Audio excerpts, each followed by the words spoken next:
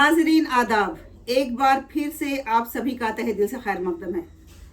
मैं आप सबके लिए, जैसा कि आप जानते हैं, कि स्पेशल प्रोग्राम लेके आ रही हूँ आजकल, और वो प्रोग्राम है कि हम एक माहिर तालीम जनाब सैयद हसन कमाल साहब की ज़िंदगी की चंद झलकियाँ आपके सामने पेश कर रहे हैं। तो हमने पिछले एपिसोड में बात की कि जनाब सैयद हसन कमाल साहब कहाँ पैदा हुए और उनके वालिदैन कौन थे। आइए आज हम बात करेंगे कि उनकी इब्तदाई तालीम और तरबियत कहाँ हुई और उन्होंने किन किन जगहों से तालीम हासिल की। अस्सलामु अलैकुम वरहमतुल्लाहि वबरकातुहू। आपका खैर मकदम है एक बार फिर। वालेकुम अस्सलाम वरहमतुल्लाहि वबरकातुहू। जज़ाकल्लाह फी दारिन खैरा।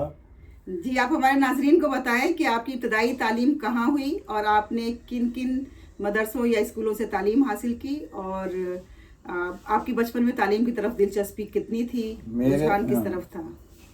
मेरे वतन यानी हरपुर काजी टोला में बहुत ज़माना पहले से मदरसा मज़हरुल उलूम कायम था, और उसमें बराबर मुसलसल हमारे बस्ती के और आसपास के बस्तियों के बच्चे कुरान शरीफ, उर्दू और इब्तदाई हिसाब वगैरह पढ़ा करते थे। लिहाजा आँख खुलते ही हमें वहाँ पर दाखिला दिया गया। दूसरी ये कि उसी ज़माने में हमारी ख़ातून उस्तानी थी, उनका सरकारी स्कूल भी था, तो हमारे अब्बू ने, हमारे दादा ने वहाँ भी हमारा नाम लिखवा दिया ताकि हर तरह की तालीम से मुज़य्यन हो सकूँ मैं। तो बड़े एहतमाम के साथ बहुत खीर वगैरह पका करके दोनों जगह हमारा दाखिला हुआ और मैंने पढ़ना शुरू किया। तो हमारी इब्तदाई तालीम जो है, एक तरफ जो मदरसा मज़हरुल उलूम है उसमें हो रही थी, और दूसरी जानिब जो है जो सरकारी मिडिल स्कूल था, उस्तानी जी का मदरसा था। हाँ, उस्तानी जी का स्कूल रहा होगा। उस्तानी जी का स्कूल था, वहाँ भी हो रही थी, और हम दोनों जगह से फैज़याब हो रहे थे। तो ये एक तो ये हो गया। दूसरे ये कि फिर हमें इब्तदाई तालीम के लिए जब मेरा वतन से निकलना पड़ा तो हम दरसगाह इस्लामी इस्लाम नगर चले गए। उस ज़माने में दरसगाह इस्लामी इस्लाम नगर जमात इस्लामी का एक नमूने का स्कूल था। वो दरभंगा में है शायद। हाँ, दरभंगा में है, अलपट्टी के नज़दीक है। वो इस्लाम नगर खुद एक महल्ला वो कायम किया गया, ये रसूलपुर के नज़दीक है। जी। तो मेरे अब्बू और जितने माहिरीन तालीम थे जमात इस्लामी के, और वो लोग गवर्नमेंट का जॉब छोड़कर उन्होंने जमात इस्लामी को ज्वाइन किया था, वहाँ सब मौजूद थे। जितनी तकनीक भी नई तकनीक हो सकती है, वो सारी तकनीक वो लोग हमारे तालीम और तरबियत में अपनाते थे।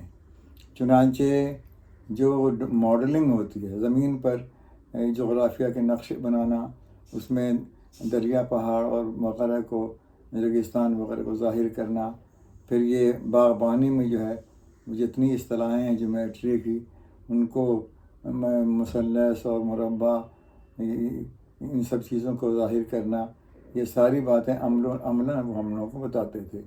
और वो एक समझो कि तरबियती दरसगाह थी, वहाँ पर इल्म और अमल दोनों पर तवज्जो दी जाती थी। तो हमारी तरबियत भी होती थी और तालीम भी होती थी। तो वहाँ पे आपने कौन कौन सी क्लासेस पढ़ी? वहाँ पर बस्ती से जाने के बाद मेरा दाखिला तीसरे में हो गया। अच्छा। और तीसरे से 5वीं जमात तक हमने वहाँ पर तालीम हासिल की। प्राइमरी एजुकेशन आपने वहाँ से हासिल की। उसके बाद जो है अब्बू ने सोचा कि मेरा बेटा जो है वो दीनी तालीम में आगे बढ़े। जी। तो उन्होंने मुझे, जी माफ़ कीजिएगा, जी आगे बताइए कि उन्होंने सोचा कि दीनी तालीम आप हासिल करें। हाँ, तो उन्होंने मुझे जो है चंद दिनों के लिए, चूँकि हमारा बैच जो है वो निकल के रामपुर जा चुका था, हम बीमारी की वजह से रह गए थे, तो मुझे मदरसा इमदादिया दरभंगा ही में है, वहाँ दाखिल कर दिया। वहाँ मैंने दीनी तालीम हासिल की और मेरे साथी चले गए पढ़ने के लिए यहाँ रामपुर चले गए। लेकिन बहरहाल बाद में मैंने भी उनको ज्वाइन किया और मैं चला गया, रामपुर नहीं गया मैं, लेकिन मैं चला गया मदरसतुल इस्लाह सराय मीर आज़म में। اچھا اور وہاں میں نے دینی تعلیم حاصل کرنا شروع کر دیا. جی بعد میں ہمارے ایک دوست محمود العصری بھی وہیں آ گئے. جی باقی لوگ رامپور میں رہے. اور اصلاح سے پڑھنے کے بعد ہم وہاں سے وہاں پر ایک اسٹرائک ہو گئی جس کی وجہ سے وہاں کا معاملہ وہ تتر بتر ہو گیا. تو اچھا بہت سے لوگ بکھر گئے. جی جی تو بکھرنے کے دوران جو ہے میں نے اپنا داخلہ جو ہے ندوۃ العلماء لکھنؤ میں کروا لیا. او ماشاء اللہ، ہرپور سے نکل کے آپ کہاں دربھنگہ آئے، اور دربھنگہ سے نکل کے پھر آپ دربھنگہ ہی میں امدادیہ میں گئے، اور پھر وہاں سے آپ سرائے میر میں مدرسۃ الاسلام میں گئے، اور پھر وہاں سے آپ ندوۃ العلماء میں گئے. ماشاء اللہ. جی ہاں، ندوۃ العلماء میں ہمارا داخلہ جو ہے وہ عالمیت میں ہوا. اور کیونکہ کافی اچھی تعلیم و تربیت اصلاح پر ہو چکی تھی، جی عربی گرامر وغیرہ جو ہیں، قرآن کے مفاہیم وغیرہ ہم لوگ کافی اچھا سیکھ چکے تھے. تو وہ عالمیت میں ہوا، اور ہم نے وہاں کافی محنت اور لگن سے عالمیت کا کورس پورا کیا. اسی زمانے میں ہمارا سلیکشن ہو گیا کہ لڑکا ذہین ہے تو اس کو ہم لوگ جامعہ اسلامیہ مدینہ منورہ بھیجیں گے. ماشاء اللہ، بہت خوب. جی تو خیر سلیکشن ہو گیا، لیکن اسی دوران میں میرے ابو بیمار پڑ گئے اور بستر پر پکڑ لیا انہوں نے. اور ان کی نوکری دربھنگہ اصلاح میں یہ درسگاہ میں تھی. انہوں نے مجھے خط لکھا کہ بیٹا آپ جو ہے تعلیم چھوڑ کر فوراً آ جائیں، اور میں بستر پر پڑ گیا ہوں، آپ میری جگہ نوکری کریں اور اب گھر کی آپ خدمت کریں. جی تو چونکہ گھر کے حالات ایسے تھے تو آپ نے پھر وہاں پہ ہاں، تعلیم تو کا اس سلسلہ وقت منقطع کر دیا. میں نے یہ نہیں سوچا کہ میرا مستقبل کیا ہو، کیا نہیں ہوگا. جی میں نے صرف باپ کی اطاعت کی اس وقت، اور فوراً میں چلا آیا اور میں نے ابو کی جگہ پر جو ہے پڑھانا شروع کر دیا. دیکھیے، جی جی ہاں، مگر بعض لوگوں کو اس پہ اعتراض بھی تھا کہ ایک نیا لڑکا آیا ہے اور تنخواہ اس کو ایک پرانے ٹیچر کی طرح مل رہی ہے. لیکن بہرحال یہ مینجمنٹ کا کام تھا.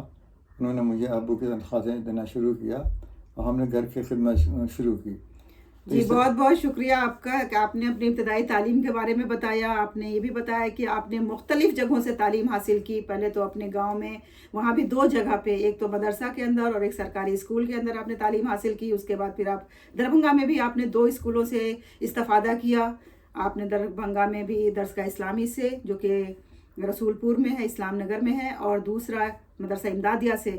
اور اس کے بعد سب سے بڑی بات یہ ہے کہ آپ مدرسۃ الاصلاح جیسے ادارے سے منسلک رہے، وہاں آپ نے تعلیم حاصل کی. اور ندوہ جو کہ ایک عربی اسلامی تعلیم و تعلم کا گہوارہ سمجھا جاتا ہے، آپ نے وہاں سے بھی استفادہ کیا. اس کا مطلب یہ ہے کہ آپ کی جو بنیادی تعلیم ہے وہ بہت ہی مضبوط تعلیم ہے، اور آپ نے ایک قربانی بھی پیش کی جو ہمیشہ یاد رکھی جائے گی کہ آپ کے والد محترم جب بیمار ہو گئے تو آپ نے اپنے تعلیمی سلسلے کو منقطع کر کے اپنے والد کی جگہ وہاں پہ معلمی کے فرائض انجام دینے شروع کیے. آپ کا بہت بہت شکریہ. انشاءاللہ اگلے ایپیسوڈ میں آپ سے مزید باتیں کریں گے، اور آپ کی جو پروفیشنل لائف ہے اس کے بارے میں زیادہ بات کریں گے. اور ناظرین، آپ دیکھتے رہے اسے اور سراہتے رہے کہ کس طرح سے ایک بہت ہی چھوٹے گاؤں سے نکل کے، اور جناب سید حسن کمال صاحب مختلف شہروں، مختلف صوبوں سے ہوتے ہوئے آج کل کیسے مہاراشٹر ممبئی میں مقیم ہیں، اور یہاں بھی انہوں نے ایک لمبا عرصہ تعلیم و تعلم سے منسلک ہو کے گزارا ہے. اور یہ واقعتاً ایک مثالی زندگی جی رہے ہیں جسے ہم سب کو مشعل راہ سمجھنا چاہیے. آپ سب کا بہت بہت شکریہ.